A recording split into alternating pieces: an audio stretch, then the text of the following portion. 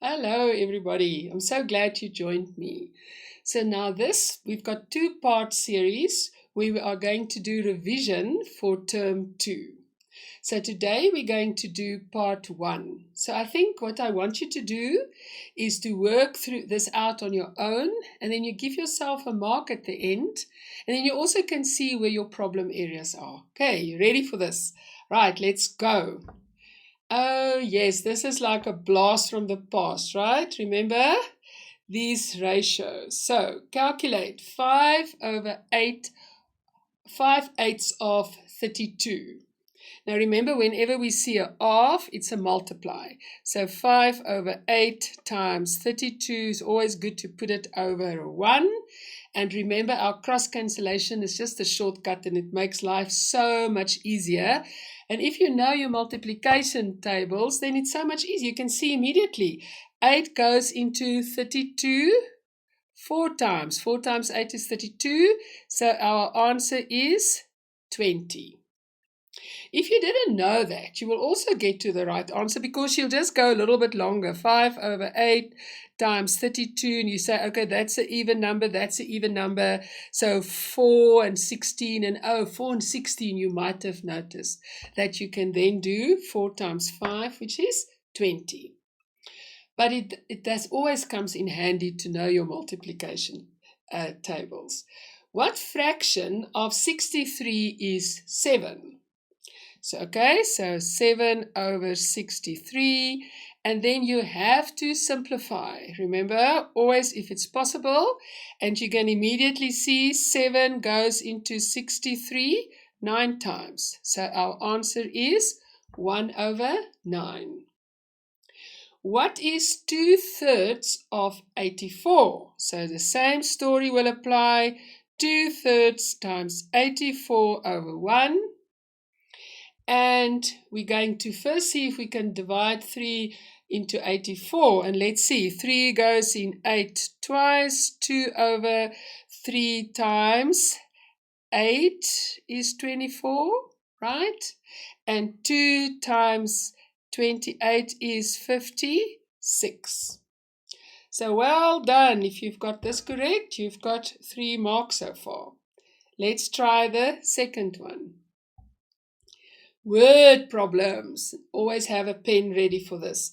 In a box of 24 beads, 10 are white and 8 are red. The rest of the beads are blue. Calculate the fraction of the beads that are blue. So what do we know? The total box of beads are like 24. And then from the 24, we've got 10 white and 8 red. So it's going to say, that's easy. 24 minus 10 plus 8 is 18. That will give us 6. So 6 over 24 is blue. So 6 goes into 24 4 times. So a quarter of the beads in that box is blue. See, easy. A farmer has 50 sheep and 20 cows. Calculate the fraction of his animals. So that's the clue. His animals. So we've got to say together 50 sheep, 20 cows, but together you've got 70 animals. And from the 70 animals, we've got 20 cows. So if we simplify, divide by 10, he's got 2/7 of his animals are cows. Okay, good, well done if you've got this one correct. Now let's continue with our fractions. Calculate the sum of shaded fractions. Now here we must just be very careful. Can you see there's 1, 2, 3, 4, 5, 6, 7, 8, a possible of 8, and 3 of them, 3 of these blocks are shaded. Plus, we've got 1, 2, 3, 4, 5, 6, 7, 8, 9, 10, 11, 12, 13, 14, 16, a possibility of 16, and 1, 2, 3, 4, 5, 6, 7, 8, 9 blocks are shaded. They ask us to give them the sum. But remember, we need a common denominator. But that's as easy. We can see we're just going to multiply 8 by 2 and 3 by 2. What we do at the bottom, we do at the top. So that will give us then 6 over 16 plus 9 over 16. So 15 over 16 of the blocks are shaded. Okay. Write these decimals as a sum of fractions that have denominators that are multiples of 10. Guys, now this is, just understand what they ask when they ask this question, because the answer is actually very simple. So make sure that you understand what the teacher wants you to do. They ask you to write these decimals as a sum of its fractions. So let's go. 0.725, so it is 7 over 10 plus 2 over 100 plus 5 over 1,000. Because we know 10, 100, 1,000.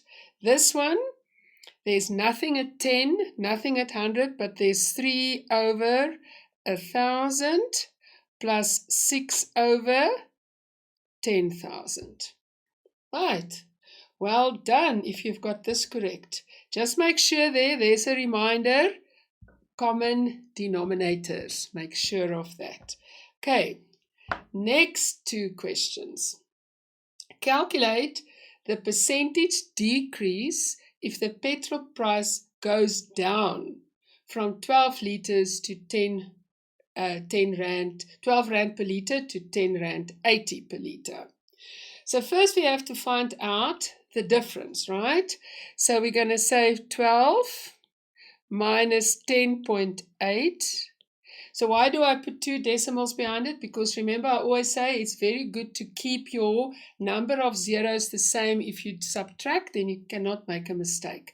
So if you subtract 10.80 from 12, you find out that it is 1.20. So they ask us to do the percentage decrease. So it's 1.2 over 12.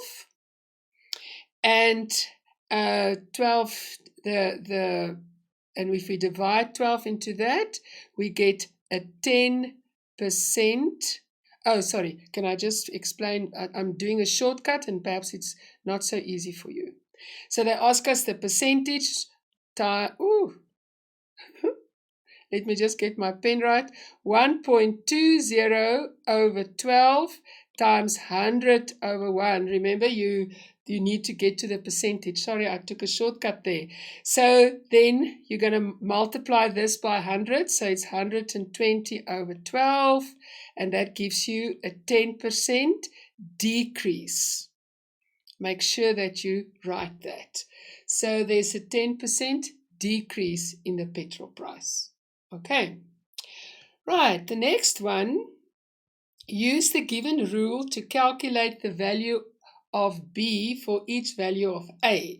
Now remember, here we've got our input, there is our output, and there's our function in the middle. Can you still remember that? Okay, so now they tell us input is 20, so 20 times 3 will give us 60, and 60 plus 5 will give us 65. So it's like a machine. We send 20 in and we get 65 out if we worked it with the function, the formula. 45 times 3 is 135, times 5 will give us 140, and 79 times 3 is 228, plus 5 is 233. So there's an easy 3 marks and 2 marks, and well done if you've got your 5 on this page. You ready to move on? Right. Area and perimeters. The length of a room is 4.65 meters and the width is 5.25 meters. calculate the area of the floor correct to 1 decimal. So these are things we must always watch out if they ask us a question. First, check that our units are the same, and check what they ask. If there's something about the decimal that they require, that we don't lose stupid marks. Okay, so what do we know? We know the formula. The length times the breadth is 4.65 times 5.25, and this, so remember the formula L times B. So this is 24. Now, if you do this, if you multiply it, it's 24.4125, something like this. But remember, they ask you the first decimal. So you're going to give them an answer of 24.4, because remember, we always look at the number next to the number required. This is less than 5, so we're not going to change this number. So it's 24.4. Our unit, meter square. Don't forget it's meter square. Find the perimeter of an equilateral triangle with each side measuring 46 millimeters. Equilateral, we know. Equilateral, all sides are the same. So they say the side is 46 millimeters. So they ask the perimeter. So we know that it is 46 times 3, and that is 138 millimeters. You can say it's 46. If it's equilateral, then this one will be 46 and this one. So it's 46 plus 46 plus 46. It's easy to say 3 times 46 is 138 millimeters. Okay, right. I think we're at our last page. On our last page. If the perimeter of a square is 212 centimeters, what is the length of one side? So again, perimeter, that's what we must look at. Square, because what do we know about it? It is a regular polygon, so all sides are the same. And they give us the square. They say the perimeter is 212. So what do? We just divide it by 4, because we know that all sides are the same. And that will give us 53, and remember, centimeters. So one side of our square then is 53 centimeters. The last question in this part of our revision is another perimeter question.